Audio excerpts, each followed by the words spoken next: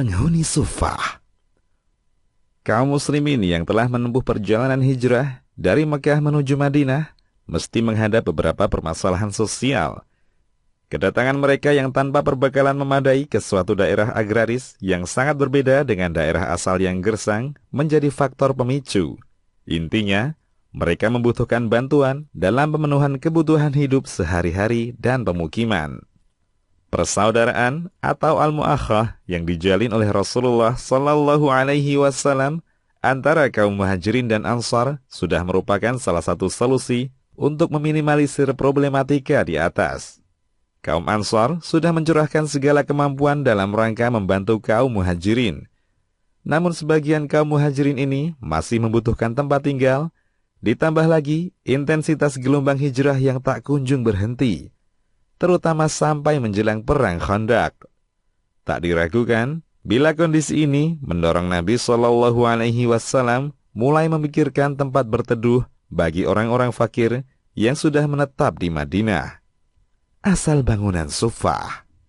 Momen yang tepat pun datang, manakala perintah pengalihan arah kiblat datang dari arah Masjidil Aqsa ke arah Ka'bah, yakni kaum muslimin menghadap arah Masjidil Aqsa dalam sholat selama 16 bulan pasca hijrah Rasulullah ke Madinah.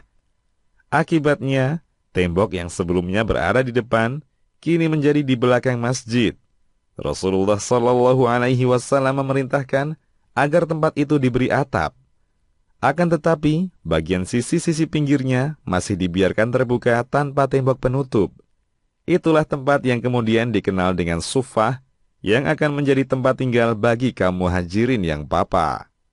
Secara pasti, tidak diketahui berapa luas Sufah, tapi yang jelas, tempat itu bisa menampung banyak orang, sampai-sampai Nabi Shallallahu Alaihi Wasallam pernah menjadikan tempat itu sebagai tempat walimah, yakni acara makan-makan, yang dihadiri oleh 300 orang. Meski sebagian yang hadir terpaksa duduk di kamar sebagian istri-istri Nabi Sallallahu Alaihi Wasallam yang berdempetan dengan masjid. Hadis riwayat Muslim. Penghuni Sufah. Yang pertama kali tinggal di Sufah adalah kaum muhajirin. Samhudi, Wafa'ul Wafa. Oleh karena itu, terkadang Sufah ini melekat dengan mereka hingga juga dikenal dengan Sufatul Muhajirin. Hadis riwayat Abu Daud. Tempat ini juga menjadi tempat persinggahan para utusan yang hendak menjumpai Rasulullah Sallallahu Alaihi Wasallam untuk menyatakan keislamannya dan kesiapannya menaati Rasulullah Sallallahu Alaihi Wasallam. Hadis riwayat Bukhari. Abu Hurairah radhiyallahu anhu adalah orang yang dipercaya sebagai penanggung jawab orang-orang yang tinggal di Sufah, baik yang menetap dalam jangka waktu yang lama ataupun yang sekedar singgah saja. Penghuni Sufah ini tidak hanya terdiri dari kaum muhajirin ataupun para utusan saja. Sebagian sahabat dari kalangan Ansar juga menghuninya. Kendati pun mereka telah memiliki rumah di Madinah dan memiliki harta yang cukup, kemauan mereka untuk hidup zuhud menjadi alasan mengapa mereka memilih tinggal di Sufah. Di antaranya, Ka'ab bin Malik al-Ansari radhiyallahu anhu, Hanzalah bin Abi Amir radhiyallahu anhu, dan Harithah bin Nu'man radhiyallahu anhu. Jumlah penghuni Sufah. Jumlah penghuni Sufah tidak stabil. Jumlah mereka akan bertambah seiring dengan peningkatan angka pendatang ke Madinah. Namun dalam kondisi normal, jumlah penghuninya sekitar 70 orang. Abu Nuaim Al-Hilyah. Terkadang, jumlah mereka meningkat tajam. Pernah dalam suatu kesempatan, seorang diri, Sa'ad bin Ubadah radhiyallahu anhu, menjamu 80 penghuni Sufah. Hitungan ini belum mencakup yang dijamu oleh para sahabat yang lain. Abu Nuaim Al-Hilyah. Penyusun kitab Al-Hilyah, Abu Nuaim menyebutkan nama-nama mereka satu persatu. Di antara mereka adalah Abu Hurairah, Abu Dzar Al-Ghifari, Wathilah bin Asqa, Salman Al-Farisi, dan lain sebagainya radhiyallahu anhum.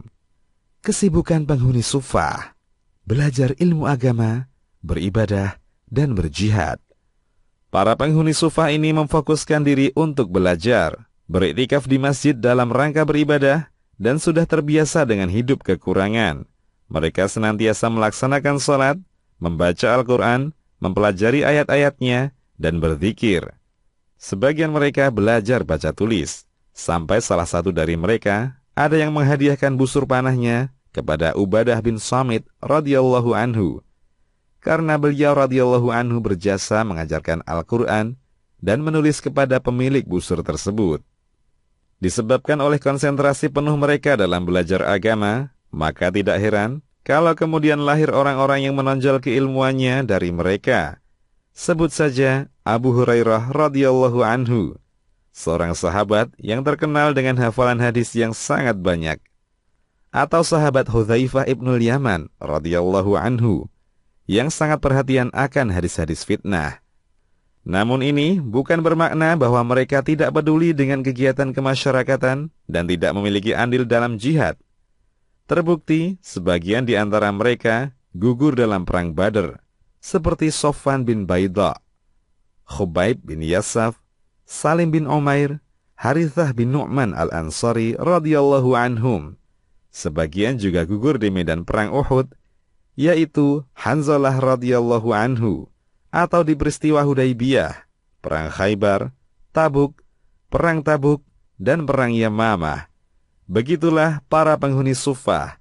Mereka sangat perhatian terhadap ilmu dan ibadah. Di malam hari tekun beribadah, dan di siang hari menjadi pejuang gagah berani. Pakaian dan makanan mereka. Mereka yang tinggal di Suffah sudah terbiasa dengan hidup kekurangan. Kebanyakan mereka tidak memiliki pakaian yang memadai untuk menutupi seluruh badan dan melindunginya dari dinginnya udara. Dalam Sahih Al-Bukhari, Abu Hurairah radhiyallahu anhu menceritakan, "Saya melihat 70 orang dari penghuni Suffah. Tidak ada seorang pun di antara mereka yang mengenakan rida, yakni kain penutup bagian atas tubuh. Hanya mengenakan sarung atau hanya kisak saja. Mereka mengikatkan kisak tersebut pada leher mereka. Ada yang menjulur sampai separuh betis, ada yang sampai mata kaki. Lalu dia menyatukannya dengan tangan karena khawatir auratnya terlihat." Demikian pula makanan mereka tidak lebih baik dari kondisi pakaian yang mereka sandang. Kurma kering adalah makanan yang sering mereka konsumsi. Rasulullah Shallallahu Alaihi Wasallam memberikan setengah mud, kurang lebih 1 genggam kurma untuk 1 orang setiap hari. Sampai ada di antara mereka yang merasakan perutnya panas karena terlalu banyak makan kurma kering. Namun begitu, Rasulullah Shallallahu Alaihi Wasallam tidak mampu memberikan makanan yang lebih baik buat mereka. Hanya saja, beliau Shallallahu Alaihi Wasallam senantiasa memotivasi mereka agar kuat dan bersabar. Terkadang mereka diundang untuk makan-makan atau dibawakan susu, atau terkadang juga mendapat hidangan istimewa seperti tharid, yakni bubur gandum dengan campuran minyak samin dan lain-lain. Perhatian Nabi Shallallahu Alaihi Wasallam kepada penghuni Suffah.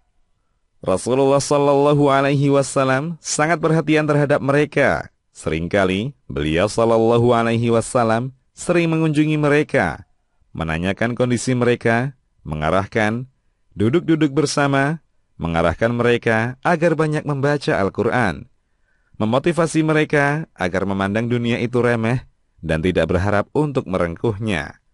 Jika ada yang mengirimkan sedekah kepada Rasulullah Shallallahu Alaihi Wasallam, beliau Shallallahu Alaihi Wasallam lantas mengirim seluruhnya kepada mereka. Kalau hadiah yang beliau terima, sebagiannya beliau kirimkan dan sisanya beliau ambil buat keperluan pribadi atau hadiah tersebut dinikmati bersama mereka. Hadis riwayat Al-Bukhari. Ketika putri beliau, Fatimah radhiyallahu anha, melahirkan Hasan radhiyallahu anhu, beliau Shallallahu Alaihi Wasallam menyuruhnya bersedekah untuk penghuni Suffah dengan perak seberat rambut Hasan yang dicukur. Al-Baihaqi. Dalam riwayat Imam Ahmad rahimahullah, diceritakan bahwa Rasulullah Shallallahu Alaihi Wasallam lebih mengutamakan penghuni Suffah ketimbang keluarga beliau sendiri, yaitu Fatimah. Wujud perhatian yang lain, beliau Shallallahu Alaihi Wasallam memerintahkan para sahabat yang memiliki kemampuan ekonomi berlebih agar bersedekah kepada penghuni Suffah. Demikian, Allahu a'lam.